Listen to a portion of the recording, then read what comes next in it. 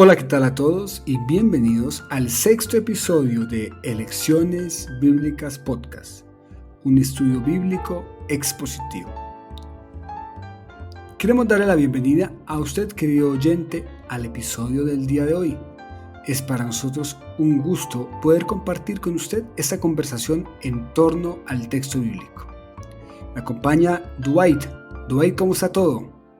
Excelente, aquí encantado de estar preparado para un nuevo episodio de Estudio Bíblico Expositivo del Evangelio de Marcos.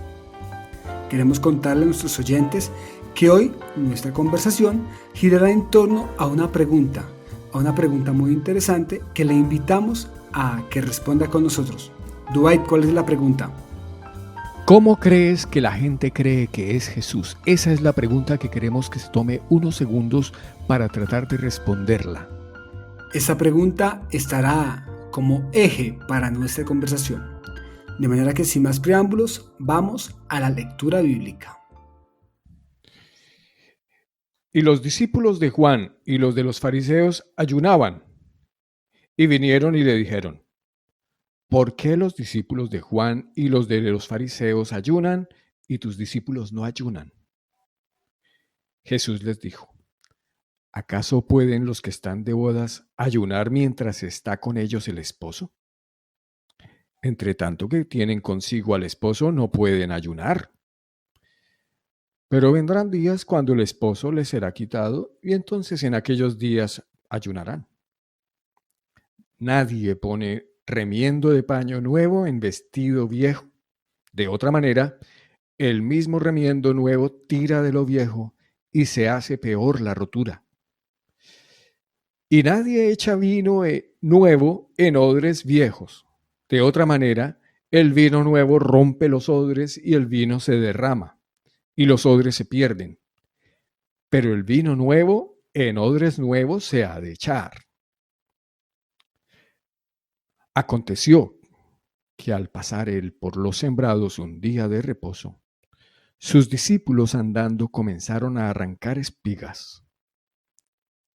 Entonces los fariseos le dijeron: mira, ¿por qué hacen en el día de reposo lo que no es lícito? Pero él les dijo: ¿nunca leísteis lo que hizo David cuando tuvo necesidad y sintió hambre, él y los que con él estaban? ¿Cómo entró en la casa de Dios siendo Abiatar sumo sacerdote y comió los panes de la proposición, de los cuales no es lícito comer sino a los sacerdotes, y aún dio a los que con él estaban? También les dijo: el día de reposo fue hecho por causa del hombre, y no el hombre por causa del día de reposo. Por tanto, el Hijo del Hombre es Señor, aún del día de reposo. Muchísimas gracias, Dwight, por compartirnos en este programa la lectura bíblica. Queremos contarle a nuestros oyentes que llegamos al final del capítulo 2 y en esta oportunidad Jesús sigue respondiendo preguntas. En esta oportunidad, dos preguntas muy interesantes. La una orientada hacia ¿por qué tus discípulos no hacen lo que hacemos los demás? Y la segunda pregunta, ¿por qué tus discípulos sí hacen lo que no es legal? Antes de entrar al capítulo, o mejor al estudio de este pasaje, hablemos un poquitico del contexto. Usted tuvo la oportunidad de escribir un texto para lecciones en torno al episodio anterior, donde habló sobre la potestad. ¿Qué nos puede contar acerca de ese texto que refleja muy bien el resumen del capítulo anterior? Sí, el texto habla de tres autoridades de Jesús: la autoridad de sanar, la autoridad de perdonar y la autoridad de llamar a su servicio. Sí, la autoridad de perdonar es la que mencionaré primero. Jesús vino a perdonar a los pecadores. De hecho, se podría decir que el primer objetivo es salvar al hombre, a todos los hombres de sus pecados. Creo que ese es su papel primordial. Y por eso cuando le trajeron a un paralítico fue lo primero que resolvió. Hijo, tus pecados te son perdonados. Pero para refrendar esa autoridad usó la siguiente muestra de que su autoridad era efectiva y sanó al hombre. Le dice, levántate, toma tu lecho y anda. Esa es la segunda autoridad, que cuando Él dice algo, se hace enseguida, como siempre ha sido. Sea la luz, fue la luz. Y aquí al hombre le dice, sé sano, y es sano. Esa es la autoridad también de Él, característica solo de Dios. Ambas son características solo de Dios. Él solo puede perdonar pecados, Él solo puede decir y que se haga. Y por último está la autoridad de llamar. Y llama a todo aquel que le quiera, que se pueda identificar como un necesitado de Él, como alguien que necesita de su justicia. Dice, yo no soy justo, yo soy pecador y Jesús me puede hacer justo. Yo necesito que me sanen mi alma y Jesús le puede sanar su alma. Ese es un resumen grueso de lo que hablamos la sesión pasada. Es correcto. Ese resumen me lleva a pensar en el asunto principal y que sigue desarrollándose en el episodio de hoy, es acerca de la identidad de Jesús. Porque como usted bien lo dice, esas preguntas, las dos primeras del capítulo 2, abordan quién es Jesús en sus palabras y en sus actos. Y en esta ocasión hablamos también de quién es Jesús en torno a su identidad. Porque, y lo hablábamos antes de comenzar esta grabación, saber quién es Jesús, saber su identidad, nos arregla la vida. Al comenzar este episodio, invitamos a nuestros oyentes a pensar en una pregunta. La pregunta es, ¿cómo crees que la gente cree que es Jesús? Y han pasado miles de años y esa pregunta todavía tiene sentido para todos. Es que hay que definir con claridad quién es Jesús, porque de acuerdo a esa definición, yo tengo una actitud que va en una dirección o en otra dirección. Estoy de acuerdo. Saber quién es Jesús y a veces mandarle esa pregunta a un tercero me ayuda, porque dice, ¿cómo creo yo que la gente cree que es Jesús? Pero al final me va a tocar a mí mismo preguntarme, ¿cómo yo creo que es Jesús? Una vez en mis años de universidad me metí a un curso de astronomía. Ya estaba, después del primer semestre, estaba en astronomía 2, iniciando, y me dicen, ¿usted cómo cree que es el universo? ¿Qué forma tiene? Y esa pregunta me dejó a mí desconcertado. Dije, ¿qué forma del universo? Algo tan grande, ¿qué forma yo le voy a dar? Pero curiosamente, al final de ese segundo semestre de astronomía, sí que tenía una idea en mi cabeza de cómo es el universo. Entonces, me parece que así pasa también con el Señor Jesús. Hacerse esa pregunta es muy relevante. Las preguntas que vienen ahora, en el verso 18, también hablan precisamente de esa identidad. Y qué bueno que al finalizar este programa, nuestros oyentes y nosotros mismos pudiéramos tener una idea más precisa y una reflexión en torno a quién crees que es Jesús. Y como usted lo decía, ¿quién creo que es Jesús? ¿Qué tal si vamos entonces al texto en este momento? Vamos al texto. Entre el versículo 17 y el versículo 18, digámoslo que no hay una correspondencia en tiempo, es decir, una cosa no sucedió inmediatamente pues después de la otra.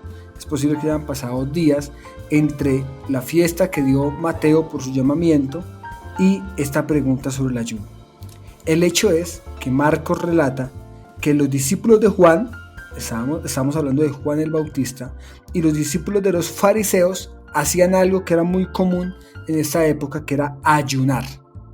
Creo que más común de lo que es ahora, ayunar, o igual de común, no sé, ahí podríamos pensarlo. Y vinieron y le dijeron, ¿por qué los discípulos de Juan y los fariseos ayunan y tus discípulos no ayunan? Esta pregunta va dirigida a Jesús directamente. Recordemos que en los pasajes anteriores, en el caso del paralítico, ellos pensaban en su mente la pregunta, no se la dijeron. En el caso de la fiesta, se la dijeron fue a sus discípulos, pero aquí llaman directamente a Jesús y le dicen, venga, ¿por qué nosotros sí ayunamos y por qué sus discípulos no ayunan? ¿Qué pasa? Aquí hay un problema entonces de coherencia. Nosotros sí hacemos algo que ustedes no hacen. Y todo gira en torno al ayuno. ¿Qué referencia tiene usted frente a esa práctica? La práctica del ayuno. Sí, como usted apunta, era una práctica muy religiosa, cultural, frecuente. Bueno, no sé hasta qué tan frecuente podría ser.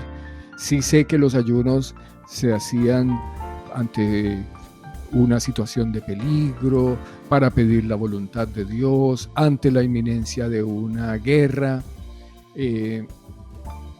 Por costumbre había fechas especiales en las cuales hacían la práctica del ayuno, pero pues aquí está confrontándose como una ruptura de las costumbres usuales de lo que era la práctica religiosa. Sí, no entendemos. Frente al ayuno, yo no sé si usted lo identifica igual, pero a mí me parece que la palabra en sí misma tiene una carga un tanto, no decirlo negativa, pero sí una carga de tristeza. El ayuno en el Antiguo Testamento se hacía para pedir perdón. Sí, o por luto. Correcto. Era una práctica que manifestaba el dolor un poco, también el arrepentimiento. Un ayuno nacional fue en la época de Esdras, cuando se lee la ley, entonces se declara ayuno nacional y ese ayuno genera después un arrepentimiento. Pero el ayuno entonces tiene una connotación dolorosa, ¿cómo decirlo? O sea, no solamente el hecho de no comer, que es lo que significa ayuno, sino también un quebrantamiento de corazón, algo pesado, algo difícil, algo que agota también. Sí, y Jesús enseguida pone una comparación, dice, es que hay que entender dónde estamos, el arte de saber en qué momento se está viviendo, porque ese es como la comparación que Jesús hace. Oye, no pongas un remiendo de un trapo nuevo en una tela vieja, porque se va a romper. No pongas vino nuevo en odres viejos, pon las cosas en coherencia. Y aquí pues el asunto es que hay una muy buena noticia, hay un evangelio que se está proclamando. Esto es de fiesta, esto es de alegría. Y en coherencia con esa alegría y con la presencia del novio, que Él es el novio. Jesús aquí se está poniendo en esta parábola con un protagonismo claro. Él es el novio, el esposo. Es que están de bodas. ¿Qué duelo hay? ¿Qué malas noticias? ¿Qué penitencia? Esto está de alegría. El momento no es de ayunar, sino de comer. Lucas, cuando narra este pasaje, agrega algo que Marcos no tiene. Y es que cuando van y le preguntan a Jesús y le dicen, ¿por qué tus discípulos no ayunan? En Lucas dices, ¿por qué tus discípulos se la pasan comiendo y bebiendo? Que me parece muy interesante porque es una pregunta orientada a eso. ¿Por qué se la pasan ustedes de fiesta y nosotros sí tenemos que estar ayunando y con tristeza? Aparte que el ayuno, y hablando un poco de esa carga del ayuno, en esa época algunos ayunaban para ser vistos, y sería bueno recordar aquí, digamos, la parábola del publicano y el fariseo. El fariseo va y dice, yo sí ayuno, yo soy buena gente, yo sí ayuno, no como estos, o no como este, refiriéndose al publicano. Entonces el ayuno de alguna manera aquí yo lo veo como esa práctica judía que además de esa carga de tristeza, también era un elemento para establecer un cierto, para mostrar ese nivel espiritual de yo sí hago esto y usted no lo hace, yo sí no como, estoy muy juicioso, en cambio ustedes se la pasan a toda hora comiendo y bebiendo. Y Jesús dice, oye, cuando ayunes, esto lo dijo en el discurso evangélico de Mateo 5, que es conocido también como el Sermón del Monte, y ponía entre las recomendaciones del reino, cuando ayunes, no seas como los hipócritas que demudan su rostro para demostrar que están ayunando. Y ahí ya tienen su recompensa. No, hazlo con alegría, con un rostro así como más de que estás delante de tu Padre, y tu Padre que está en lo secreto te va a recompensar.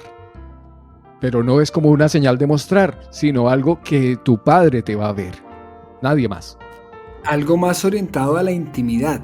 Sí. A ese momento de yo aparto un espacio, dejo de pensar en lo normal de la vida que es comer. Entonces dejo de pensar un poco en eso, en esas cargas de la vida, y aparto un espacio de tiempo, tal vez un espacio hasta físico, para tener intimidad con Dios, para hablar con Él, para estar con Él. Que creo que ese es el sentido del ayuno. Claro. Así lo mostró Jesús, no como esa carga impositiva que yo tengo que tener porque voy a ayunar, entonces voy a dejar de comer, que a veces se toma así, aún en nuestra época. Me acuerdo de cuando Jesús se encontró con la mujer samaritana que tenía hambre, quedó en el pozo y sus discípulos fueron por comida. Y Jesús estuvo allí hablando con esta mujer largo y tendido. Y cuando llegaron ellos con la comida, en lugar de Jesús abalanzarse sobre la comida, dijo, no quiero comer. Porque estaba en un momento como de regocijo y de di lo que quería dar. Y le dicen, Jesús, maestro, come. Y dije, no, yo ya tengo lo que quería, ya estoy satisfecho, estoy en este estado de regocijo que no necesito esta comida, ya tengo la comida celestial. En nuestra época, una boda es una fiesta. Y en la época de Jesús lo era aún más, porque las fiestas no eran solamente de unas cuantas horas en las noches, sino que la fiesta duraba hasta una semana. Era una preparación de largo tiempo, donde el padre y la novia, y allí se ponían de acuerdo entre familias para organizar un gran jolgorio. Y Jesús les dice, es que no es lógico que ustedes me pregunten por el ayuno cuando estamos en medio precisamente de esto, de un jolgorio, de una fiesta. Estamos en el momento para comer y para beber. De acuerdo. Y usted tiene una mención muy interesante en torno a ese Jesús que comparte con sus discípulos.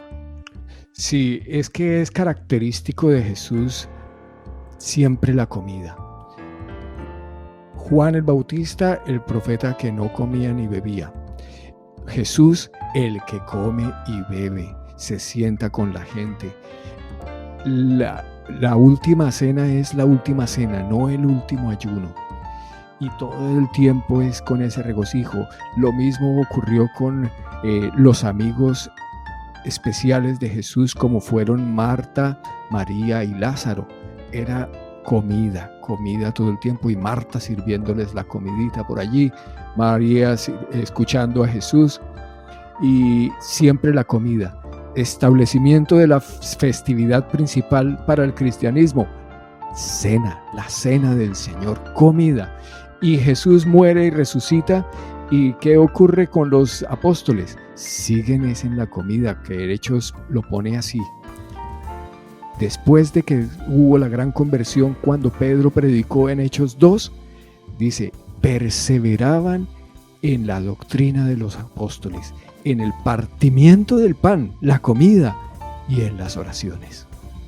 Siempre la comida.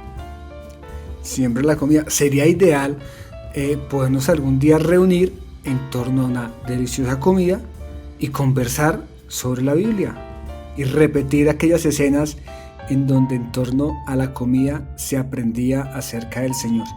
Creo que deberíamos ser más como Cristo, que come y bebe y se sienta y está con la gente allí. Lo dijo usted de una manera maravillosa. Yo iba a decir algo así como que deberíamos comer más y beber más, pero usted lo dijo perfecto. Bueno, así como es de ilógico ayunar en medio de una fiesta, así es de ilógico, dice Jesús, que usted tenga una ropa vieja y tenga un remiendo y le ponga un paño nuevo. ¿Por qué es ilógico? Porque el paño nuevo, cuando se moje, va a encogerse y va a romper el paño viejo. Así como es de ilógico pensar en ayunar en medio de una fiesta, así es de ilógico coger vino nuevo y echarlo en odres viejos, porque el vino nuevo va a romper los odres. Aquí entonces Jesús nos trae unas imágenes que para ellos en su época eran muy claras y que a veces no entendemos muy bien. ¿Qué referencia tiene usted frente a esas dos figuras que utiliza Jesús? El paño nuevo y el vino nuevo. Sí, es que ahora el vino lo empacan en botellas, entonces ya no hay ese problema. Y pues es eso, la lectura de la situación. Cuando estoy en un funeral, no voy vestido como de parranda. Y cuando estoy yéndome a una parranda, no me voy como en funeral. Y este es un momento feliz, el momento del evangelio, del reino. El Señor nos trae gran alegría. Así sea un momento de confinamiento por pandemia, así haya la crisis económica que haya. Enseñaba una hermana, los cristianos ahora estamos acostumbrados a no estar en crisis, sino en Cristo. Y esa es la nueva vida. Correcto. Y permítame decir algo frente a estas imágenes, y es que Jesús lo que les está diciendo es que algo nuevo ha llegado. Así que no traten de poner algo viejo como ese ayuno que ustedes hacen para mostrar, ese ayuno que ustedes hacen por tristeza, en lo que está haciendo nuevo. Dejen que cada momento ocurra y ya tendrán momento para ayunar, si así lo desean. Él lo dice antes, como una frase que anuncia su muerte: cuando el novio se ha quitado van a ayunar, seguramente, pero en este momento es de fiesta. Y yo quiero decir algo, que seguimos de fiesta, como usted lo dice, porque el novio no nos ha sido quitado. Tenemos hoy su presencia completa en nosotros, de manera que, como usted bien lo dice, estamos en Cristo, y el estar en Cristo es una indicación para estar en fiesta. Y es que el ayuno ya había sido reevaluado en el Antiguo Testamento. Estaban el profeta Isaías explicando cómo era el ayuno agradable a Dios. Decía, no exploten a la gente, traten bien a sus trabajadores, hagan justicia, hagan derecho. Me viene mejor eso que no que ayunen. La justicia social va primero que esa ceremonia religiosa. Ceremonia religiosa que está basada en mostrar. Correcto, y en el sacrificio. Entonces, como yo dejo de hacer algo, entonces que es comer, entonces yo dejo de comer, me sacrifico, y ese sacrificio me va a tener como un poco más cerca de Dios. Y bajo la visión del Nuevo Testamento, para nada. Jesús lo que dice es, a mí eso no, yo con eso no voy, yo lo que voy es con un corazón que realmente tenga intimidad. Y qué bueno que pudiéramos entonces pensar en que bajo este nuevo pacto, aquí no importa el sacrificio, dice Pablo, no por obras para que nadie se gloríe. O sea, aquí no se trata de ir llenando una lista, un checklist de lo que hacemos y nos autosacrificamos. Eso de nada nos sirve. Quiero hacer una advertencia, no estamos predicando en contra del ayuno, Jesús tampoco lo hizo. De hecho, en su discurso del reino dijo cuando ayunes, se está asumiendo que la gente ayunará. Y la iglesia primitiva lo practicó en determinados momentos para nombrar algunos misioneros. Por ejemplo, cuando estaban nombrando a Pablo y a Bernabé para la obra misionera, ellos ayunaron, ¿sí? Entonces, no es que estemos en contra de este espacio que uno se da con el Señor, sino lo que estamos cambiando, alertando es sobre que no es para mostrar, decir yo sí ayuno y esto, no, es un momento que queremos estar con nuestro Dios en una nutrición espiritual. Es más, yo creo que después de este podcast, uno queda con la invitación, e invitamos a nuestros oyentes a ayunar, pero ayunar sacando un espacio para tener intimidad con Dios, que es un regalo maravilloso. Entonces ya no lo hago por una carga, sino que lo hago en el contexto de que estoy con el novio y por lo tanto estoy en la fiesta. Entonces puedo disfrutar aún mejor, porque no tengo que estar pensando en que tengo que comer o preparar o correr. No. Aparto un poco todo esto y voy a tener fiesta con él. Así que, como usted lo dice, en ningún momento es una diatriba en torno al ayuno, sino al contrario, es una invitación a ayunar con un sentido de intimidad con Dios. De fiesta más. Correcto. De fiesta y no duelo. Y usted que estaba hablando de comer, y el siguiente fragmento habla precisamente de eso, porque los discípulos se la pasan comiendo, y peor aún para algunos, un día sábado. Entonces sucede que ellos van por los sembrados, un día de reposo. Recordemos que el día de reposo en la ley pues no era un día para trabajar, pero sí era para comer. Pero entonces los discípulos comenzaron a arrancar espigas.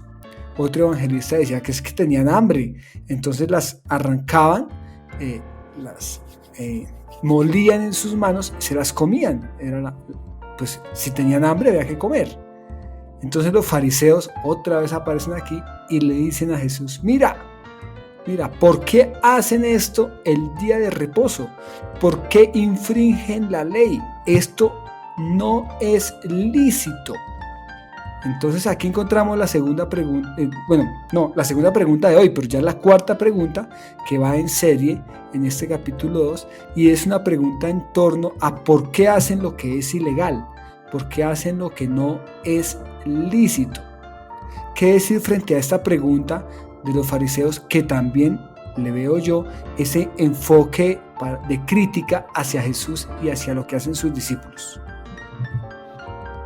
Esta pregunta, que está también dirigida a Jesús de manera directa, como usted apuntaba hace un rato, que las otras fueron indirectas o con preguntas hechas con el gesto de la cara, pero esta es una pregunta directa, y no del por qué no hacen aquello, sino esta vez positiva: ¿por qué hacen esto? ¿Por qué hacen esto ilícito? Y apunta a la cotidianidad, no el cómo haces culto, cómo estás regularmente haciendo tu práctica religiosa, sino cómo trabajas. Entonces, ¿cómo te atreves a trabajar un día sábado? Se sabe que eso no se puede.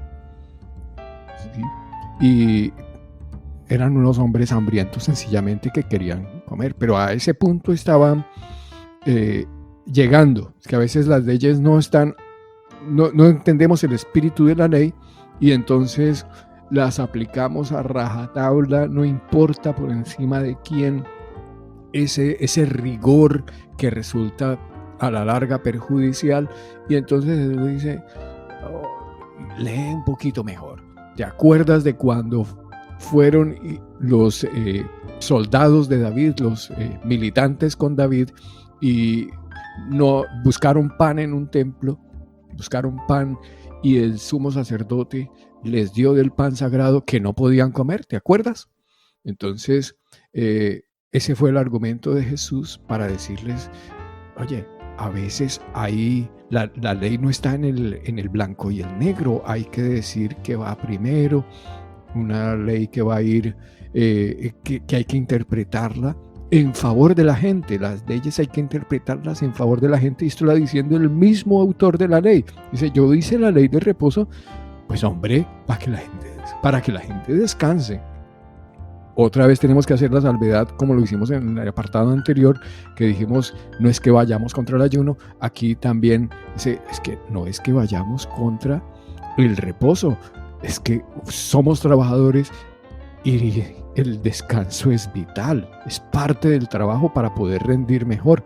Entonces, ese no es el punto es que a veces hay conflictos entre las normas y hay que interpretarlas a favor de la gente, no en contra de ella. Así lo hizo David en ese pasaje que Jesús les recuerda a fariseos que estoy seguro se conocían el pasaje, solo que ellos querían era criticar a Jesús porque él no le decía nada a sus discípulos. O sea, ¿cómo se le ocurre a permitir que sus discípulos hagan lo que no es lícito, lo que es ilegal? Así que Jesús, como usted lo dice, les responde con una pregunta que es bien particular, porque Jesús responde con preguntas en 3 de las 4 ocasiones, y aquí entonces les recuerda esa escena que usted ya mencionaba anteriormente. Y aquí encuentro una correlación directa entre Jesús y David. Hay que decir que David para los judíos fue siempre el gran rey, fue ese rey, aunque fue el segundo rey de Israel, pero siempre fue el gran rey de Israel, el que está recordado, el que dice la Biblia era según el corazón de Dios, el que siempre actúa de manera recta.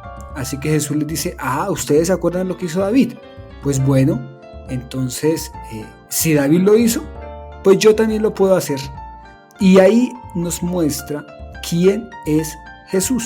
Comenzamos este episodio hablando precisamente de eso, de la identidad de Jesús. Y aquí en este pasaje en particular, pues Jesús les está diciendo, ¿ustedes creen que aquí es muy importante la ley? ¿Y que la ley es lo que hay que cumplir? Pues bueno, les voy a decir una cosa. Yo soy el Señor de la ley. Y eso es una expresión de identidad maravillosa. Estoy de acuerdo, y es que la imagen que usted propone está estupenda, porque el Mesías, Cristo, es eso, es el que restauraría el glorioso tiempo de Israel. No existió un rey, una época de oro, ni antes ni después de David. Ellos estaban justamente esperando eso, que viniera el Mesías, que restableciera el tiempo de oro, ese tiempo glorioso de Israel, que los liberara de sus tristes circunstancias. Y así estaba Jesús invocando justamente la imagen precisa de identidad. Oye, ¿estás esperando el Mesías? Pues, ¿qué está aquí? ¿Quién soy yo? Así como David, que puso este tiempo glorioso, pues aquí hay un tiempo glorioso también, date cuenta. Es correcto. Y en esa relación de identidad, de conexión de ese Mesías que viene, aparte que viene del mismo linaje de David, pues entonces les dice, pongamos las cosas en su debido orden, porque el día de reposo fue hecho a favor del hombre y no el hombre a favor del día de reposo. Entonces pongamos en orden las prioridades y establezcamos aquí quién es más importante. Y efectivamente lo más importante es el bienestar del hombre. Efectivamente la ley establecía ese día para descansar y también establecía ese séptimo año de misericordia, donde los presos donde los esclavos eran liberados, donde pasaba una cantidad de cosas muy bonitas en torno a la misericordia. Allí entonces está claro que la ley fue hecha para el beneficio del hombre y no al contrario. Por tanto, dice Jesús, el Hijo del Hombre es Señor aún del día de reposo. Y aparece esta imagen maravillosa del Kyrios, del Señor, del Amo, del que es dueño de todo, del que tiene control de todo y del que es el protector de todo. Porque una casa que tenía su Señor presente era una casa en donde había lo que dijimos al principio, una fiesta, había banquete, había comunión. Cuando el Señor se iba, la casa quedaba sola, algo le faltaba a esa casa. Pero cuando el Señor estaba, cuando el dueño de todo estaba, las cosas funcionaban sin ningún problema. Y qué bueno que Jesús viene y les dice, miren, el Señor, el Hijo del Hombre, es Señor. O sea, aquí estoy yo y quiero decirles que es Señor de todo, aún del día de reposo. Y es de notar que el Kyrios, ese Señor, cuando se estaba en esa posición de tranquilidad, era cuando se sentaba con la gente y se sentaban a comer, y había esa imagen. Hay quienes apuntan que la imagen del cristianismo era un poquito curiosa, en el sentido de que era un grupo de personas que se reunían en una casa, sí, hombres, mujeres, daba igual, y se sentaban a comer con su jefe. Y el que llegaba allí, jefe, ¿dónde está el jefe? Sí, es Cristo. Me refiero al tiempo después que Jesús resucitó. En este momento Él está presente con ellos comiendo. Pero las primeras imágenes del cristianismo fueron así de curiosas. La gente alrededor del platico de la comida, y en honor de su Señor, de su Kyrios. Y esa fue la imagen que se propagó del cristianismo. Qué bueno entonces ir pensando ya que estos dos pasajes nos muestran precisamente a esa identidad de Jesús. ¿Quién crees? A ver, vamos a recordar la pregunta. ¿Cómo crees que la gente cree que es Jesús? Y esos pasajes nos ilustran acerca de ello. Sí, yo creo que es el tiempo de ir extrayendo una lección y a partir de ello hacer elecciones de vida. Así es. Leyendo este pasaje, uno se puede preguntar a sí mismo quién es Jesús para cada uno de nosotros. Allí los que estaban alrededor de Jesús estaban concentrados en definir quién era Jesús. Las preguntas que le hicieron van en torno a eso, a saber quién es Jesús, por qué habla así, por qué perdona pecados, por qué no ayuna, por qué no cumple la ley, o si cumple la ley.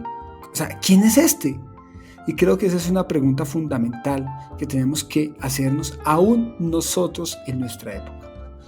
La lección bíblica es que de quien se habla aquí, es el novio, es el que trae la fiesta, es el que trae el banquete, es el que trae la alegría a la vida. El que muestra aquí Marcos es ese Señor que llega a cambiar por completo el ambiente. Es ese que llega no a pegar un remiendo nuevo en vestido viejo, sino que viene y hace nuevas todas las cosas.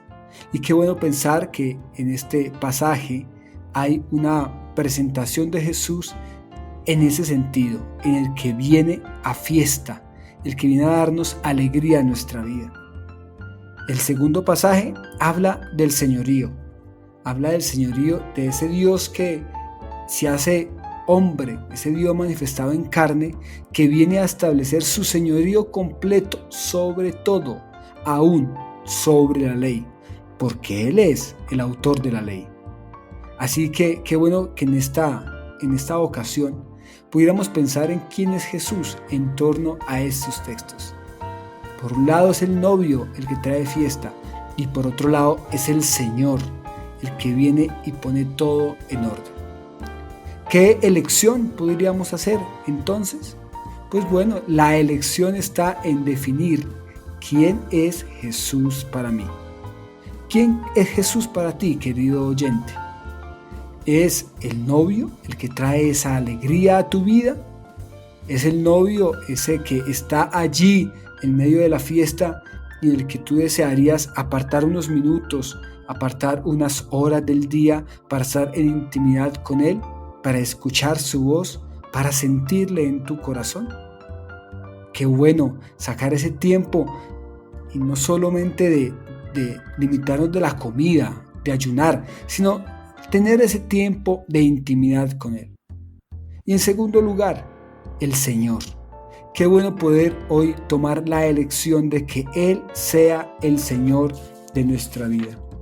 Cuando nosotros sabemos quién es Jesús y cuando sabemos que Él es el Señor, esa decisión nos arregla por completo la vida. Qué bueno tener claro que Él es nuestro Señor y que con Él estamos seguros, que con Él vivimos en medio de una fiesta.